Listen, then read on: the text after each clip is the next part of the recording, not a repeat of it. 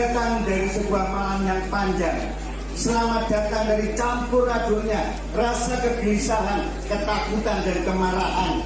Bak perang Badar yang pernah dialami Rasulullah bersama dengan 313 pasukannya melawan 1000 pasukan kafir yang bersenjata lengkap. Seperti itu juga kita 316 kembali pulang dari perang Badar Siddiqiyah. Kita tidak menyerah, mereka yang menyerang. Kita tidak melawan mereka yang memukuli dan menendaki kita, yang melukai kita.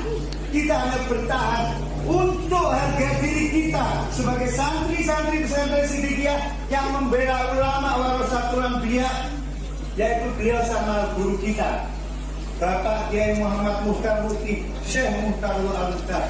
Dan kita juga mempertahankan pesantren kita yang telah dimasuki mereka-mereka yang hati nuraninya tertutup itu. Bapak-bapak yang saya hormati, hati-hati yang saya cintai, sebagaimana perang Badar, ingat-ingatlah.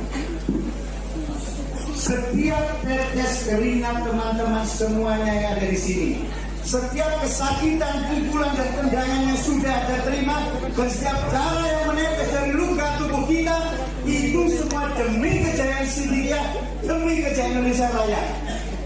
Dan jika Siddiqiyah memanggil kita lagi, siap kita untuk berjuang, siap kita untuk berjuang, tidak untuk membela, tidak untuk membela dan guru.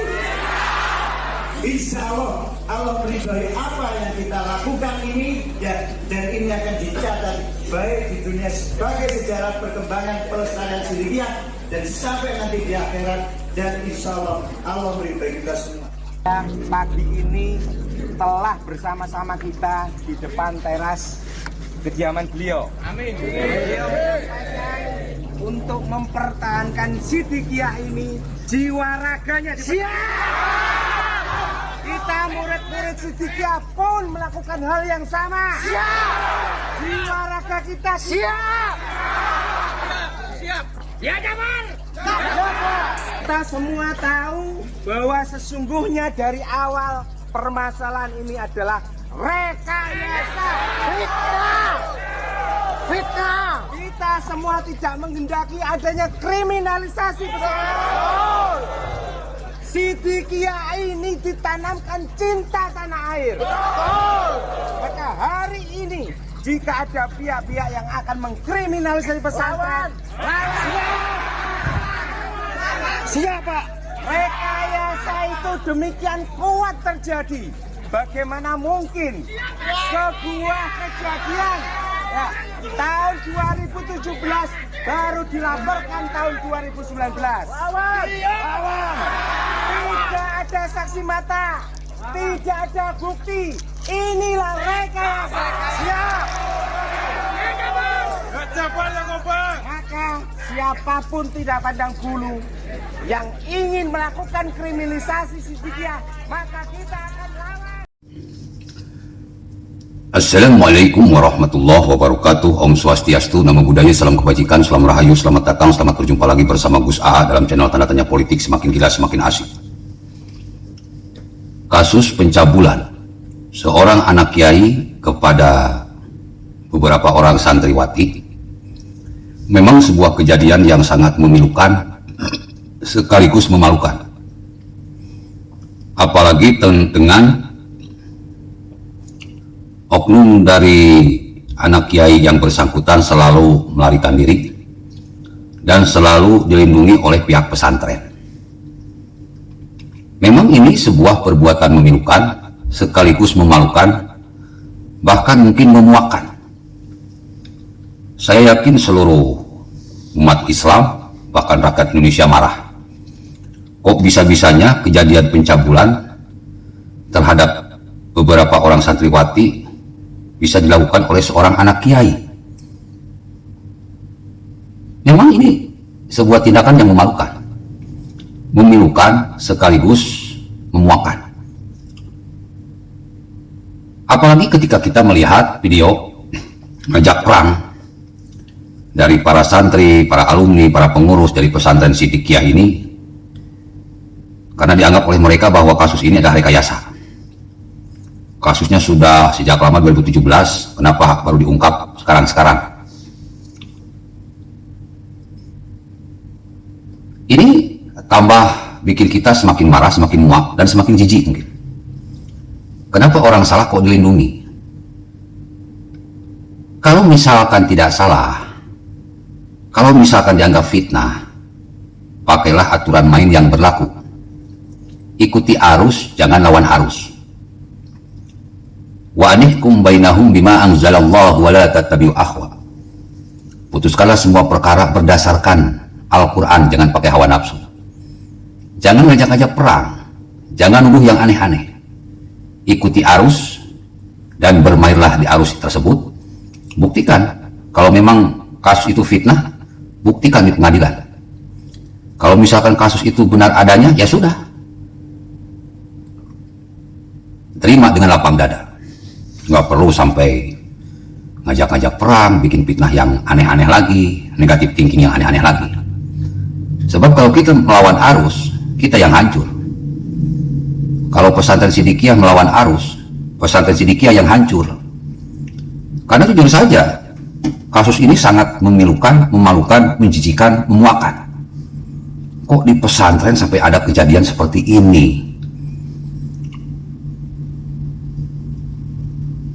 Jika benar ini adalah fitnah, buktikan saja di pengadilan. Insya Allah orang yang baik akan baik-baik saja. Orang yang benar pasti menang. Kenapa harus bikin kegaduhan, pembelaan, tuduh sana, tuduh sini? Apakah kalian tidak yakin akan kekuasaan Tuhan? Apakah kalian tidak yakin akan keesaan Tuhan? Wa kafa billahi waliya, wa kafa billahi nasira. Cukup Allah yang jadi pelindungmu, cukup Allah yang jadi penolongmu. Serahkan semuanya kepada Allah. Fitnah atau bukan fitnah, serahkan semuanya kepada Allah.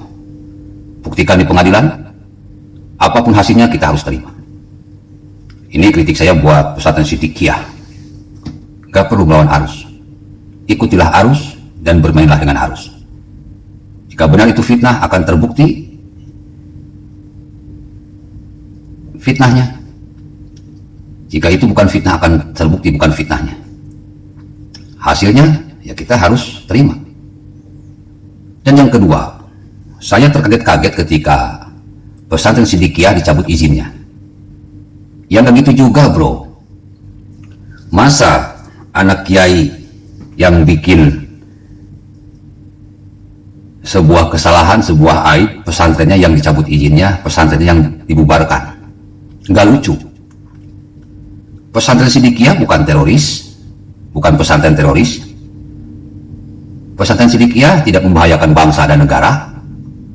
Pesantren Sidikiyah alumninya, santrinya NKRI banget. Kenapa harus dibubarkan? Kalau tim kasus ini memang memilukan dan memalukan, memang memilukan dan memalukan.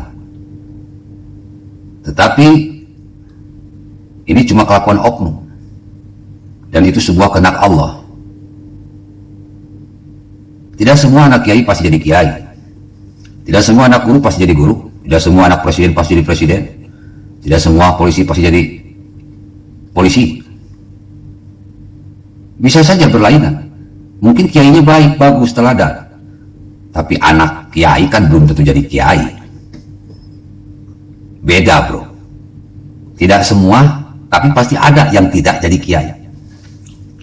Ya contohnya lah, keturunan Nabi itu bukan Nabi. Tetapi banyak juga keturunan Nabi yang punya akhlak Nabi. Tetapi ada saja keturunan Nabi yang kelakuannya kayak setan. Karena kita beli buah, tidak semuanya manis.